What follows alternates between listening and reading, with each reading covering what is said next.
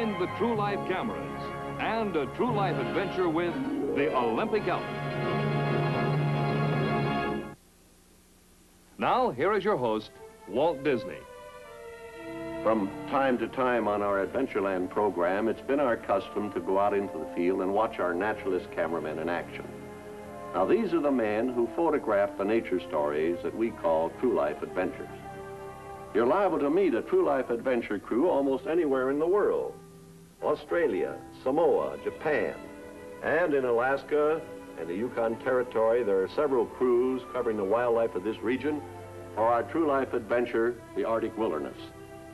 For each assignment, there's a different problem, and often the scenes behind the camera are just as interesting as the ones before it. And here now to tell you some of the inside stories of the great outdoors is the writer-director of the True Life series, James Algar. One of the most persistent problems facing the true life adventure cameraman is nature's timetable. He must know exactly when the butterfly will emerge from its chrysalis, where the wildfowl will lay their eggs. In fact, he must not only know when and where things are apt to happen, but he must manage to be there when they do. Now, this wouldn't appear too difficult when the place he's heading for is only a few miles from a large city like Miami, Florida. But just beyond the suburbs of this metropolis lies a vast water wilderness, the Florida Everglades. Unchanged through countless centuries, this primeval swamp is the hiding place for many of nature's most ancient secrets. To explore these mysteries for our feature, Secrets of Life, the True Life cameras must be carried deep into the heart of the Everglades. And this calls for an airboat, a unique combination of floating and flying. This crazy contraption consists of a pontoon, a propeller, and a pilot. It will travel through almost anything from deep water to slick mud, which makes it ideal for use in the marshy Everglades, where the water is often miles wide and an inch deep. The Andersons, Claire, and her natural photographer husband, Bill, are veteran airboaters. To them, this wild ride through a land that time forgot is a matter of daily routine.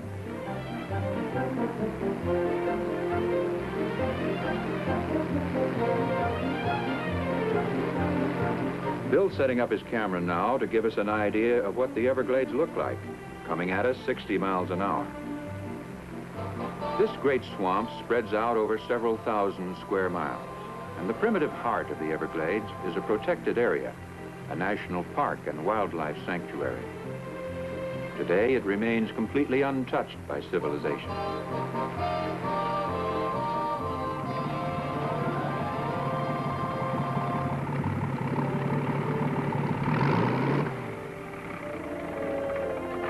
To Bill Anderson, the trackless maze of weeds and water is a familiar place, for his camera has peered into the homes of many of the marsh dwellers.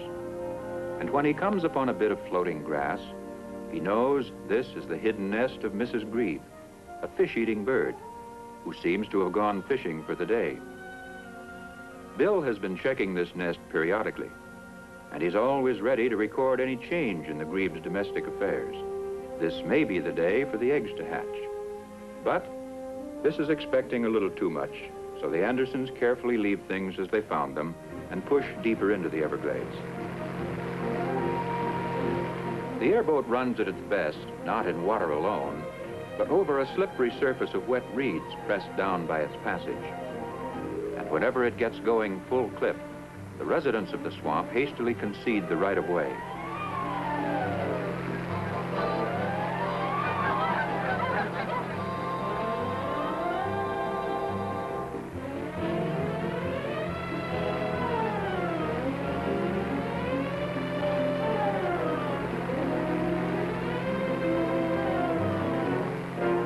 All this speed has been for the purpose of keeping a special appointment. And so this time, Bill passes up many likely camera subjects. A flotilla of pelicans. The blue heron, a feathered spear fisherman without equal.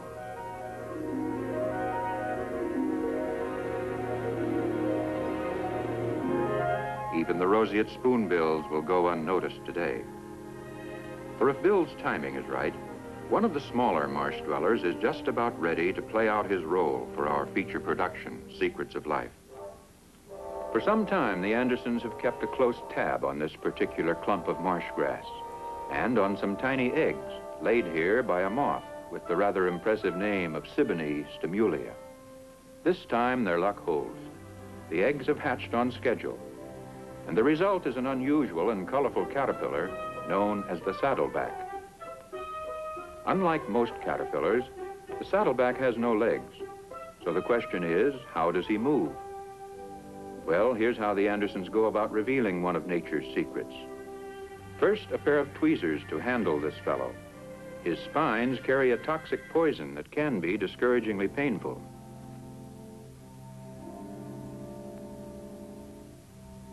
Then, a pane of ordinary glass. And seen from underneath, it's clear that the saddleback moves with an undulating body motion similar to slugs and snails.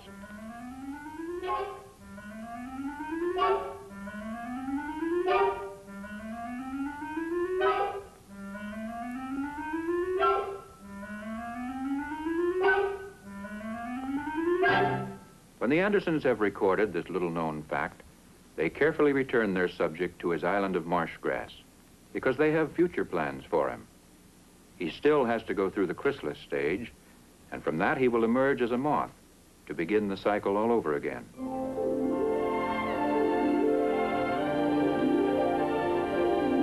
With one of the marshland's mysteries revealed and filmed, Bill and Claire might well consider their day's work done. But their search will go on, deep in the remote reaches of this vast swamp. For in these hidden places are concealed many miracles, nature's secrets of life.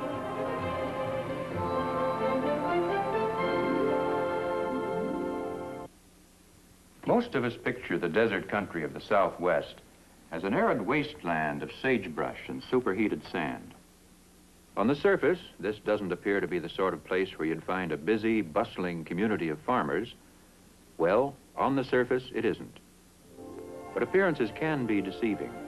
So now we're going to dig a little deeper into the subject, or at least Bob Crandall is. Bob is another of our naturalist photographers, and the farmers here are a colony of leafcutter ants. Their story will play an important part in Secrets of Life. Right now, Bob is about to uncover some of their elaborate underground gardens. It looks like he's a bit over-equipped for the job, but the leafcutters raise their crops as much as 18 feet underground. And so this heavy equipment is not only helpful, it's necessary.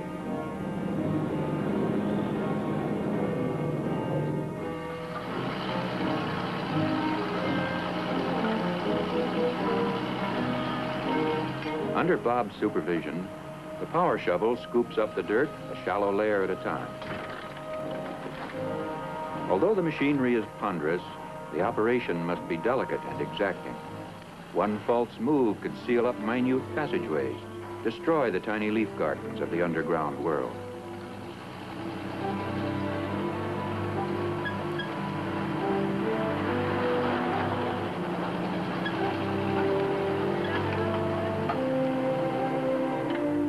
Bob Crandall came out of the University of Arizona with a Bachelor of Science degree, and he's become a recognized authority in the field of entomology.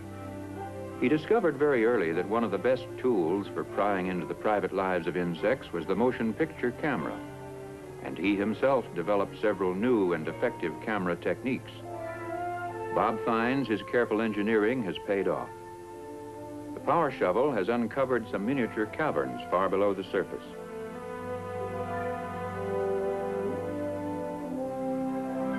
To the casual eye, these look like no more than a couple of holes in the ground. But seen through the special lens of Bob's True Life camera, they become the quarter-section farms of the leafcutter ants. This ant colony lives on a diet of fungus, and they grow their own. It's a complicated process that begins with the gathering of leaves.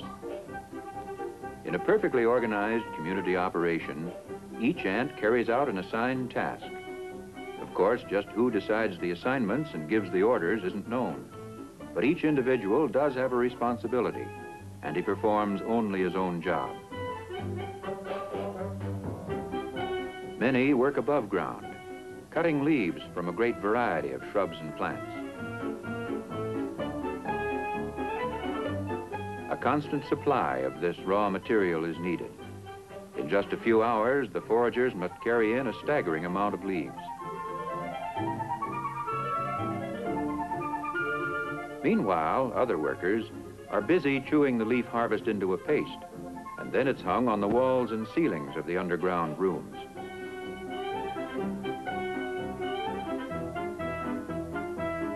In a short time, the material begins to mildew, in turn producing a mushroom type of fungus, the sole food of the leafcutter ants. In these curious hanging gardens, it's the duty of the caretakers to keep the growing fungus properly trimmed and to weed out undesirable types of growth. It's an odd fact that these subterranean gardeners have the ability to arrest the growth of the mold at what they consider its most palatable point, and they can maintain it in this state for indefinite periods.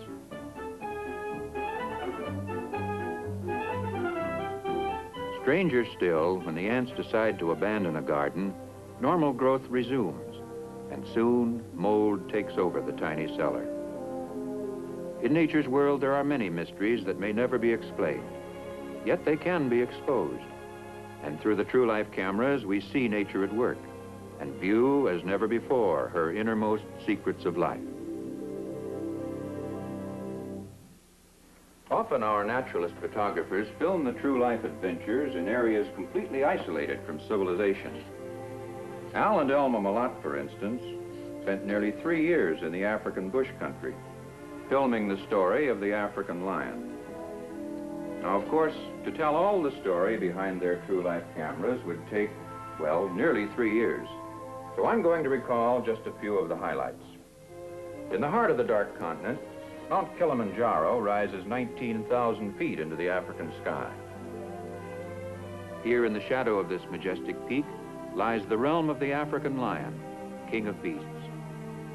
The lion's subjects are the restless grazing herds that roam far and wide across the limitless plains. This photographer's paradise was the happy hunting ground of Al and Elma Malott. Each day they would plan the area to be covered and then take off in their combination camera truck, home, and mobile blind.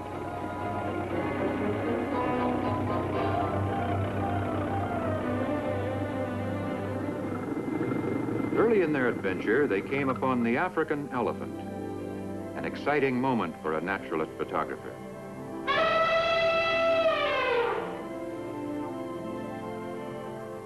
These are the largest of all the land-dwelling mammals, and they have a chapter all their own in our motion picture, The African Lion. With his true life camera, Al Malott recorded many interesting and little-known facts about the ponderous pachyderms. These modern mammoths have no natural enemies. Their great size and their habit of traveling in herds provides protection for the young. So, aside from an occasional pitfall, the youngsters lead a carefree existence. The young of most species are naturally playful, and a baby elephant is no exception. He gets a childish pleasure out of chasing the egrets that often follow the elephants. These birds are attracted by the insects the herd stirs up as it moves through the grass.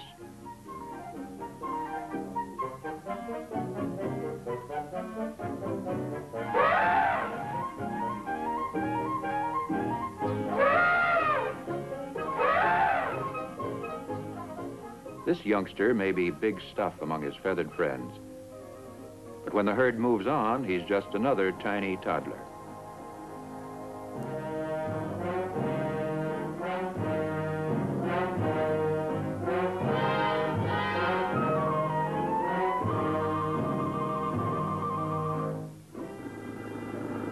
In their travels, the Malotts came upon another grass eater that's rarely molested, even by the king of beasts, the African buffalo. A pair of horns that often spread 4 feet across, and a completely unpredictable disposition make him one of the most dangerous of African animals.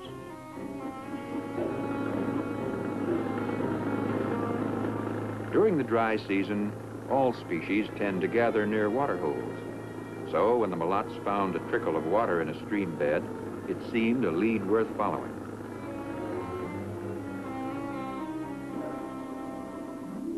Where the trickle spread out into a shallow mud-rimmed pool, Al found signs of many animals. The tracks, all coming from the same general direction, indicated a concentration of wildlife somewhere nearby.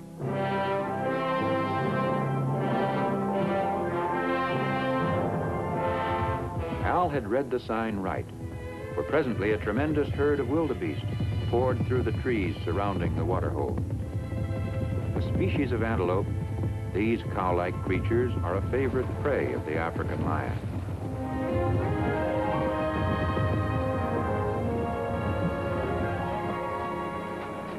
Backtracking along their trail, our one-couple safari rumbled past a flock of African vultures.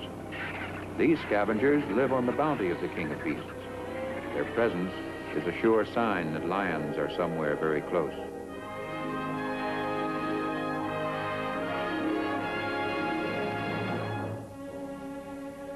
Peering into the private life of a lion with a motion picture camera requires skill, courage, and infinite patience. For 3 years, the mulatts literally lived with the lions. In fact, the camera truck became such a familiar sight in lion country, the big cats grew quite accustomed to it, and soon resumed the normal pattern of their daily lives. It was then that Al Mulat got his True Life camera rolling to film all the intimate details of a lion's home life. It's scenes such as these that make our motion picture, The African Lion, a unique film document, entirely true, completely unstaged. In it, we are privileged to see the African lion as he really is, and as he has never been seen before.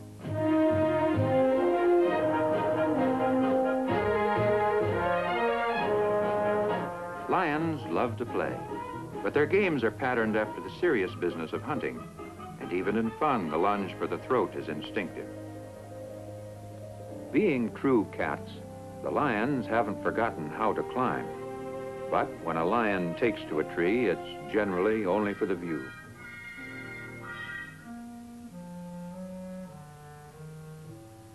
A family of lions is called a pride. It includes all the members of several generations, and for the most part, they're just one big happy family.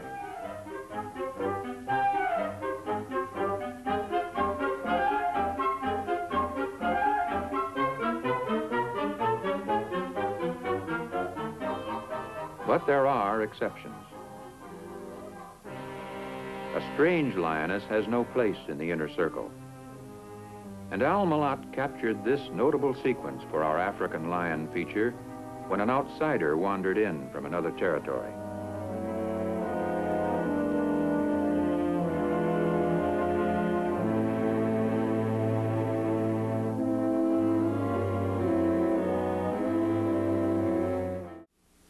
And where was her own lion-hearted mate when the fur began to fly?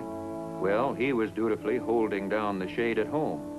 Cool, calm, collected, and comfortable.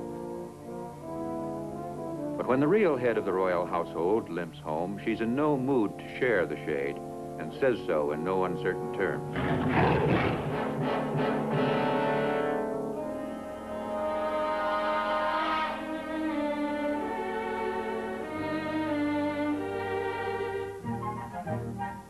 The youngsters know who's boss, too. They side with Mother every time.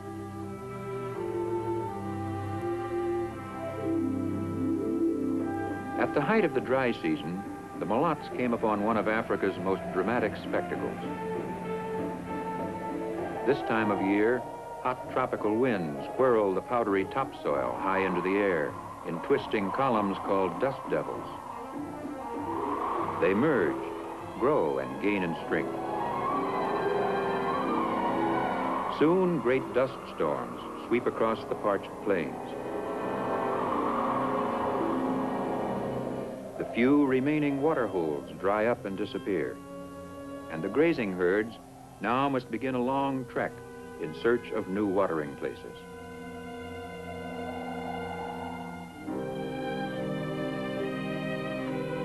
They move blindly, guided only by the instinct that tells them somewhere beyond the horizon lies water and relief from the drifting dust.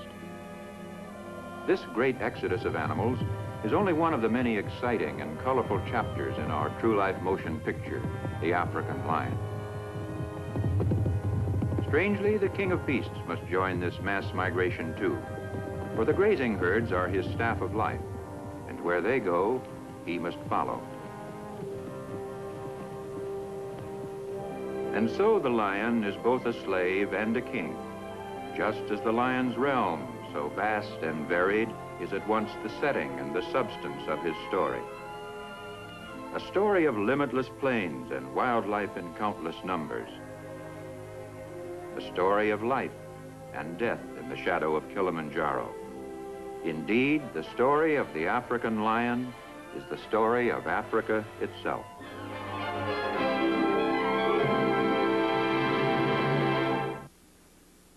From the stories behind the cameras to the ones in front of them is just a matter of a few steps. Now it's time for us to make the move. So here to take us on another journey into the wonderland of nature is our true life adventure narrator, Winston Hibbler. Early in the history of the United States, as civilization swept out of the east across North America, the frontiers of the wilderness retreated steadily to the west. Until today, one of nature's last strongholds is the Olympic Peninsula, here in the northwest corner of the continent. This is the home of the Olympic elk, a species of animal found nowhere else in the world. Each spring, these majestic animals migrate from their winter home in the lowlands to their summer grazing grounds high among the topmost peaks. The lonely champion is the last to leave. Next year, older and wiser, he'll leave the fighting to the impulsive youngsters. With his departure, a cycle in the life of the Olympic elk comes to a close, and with it, another true life adventure.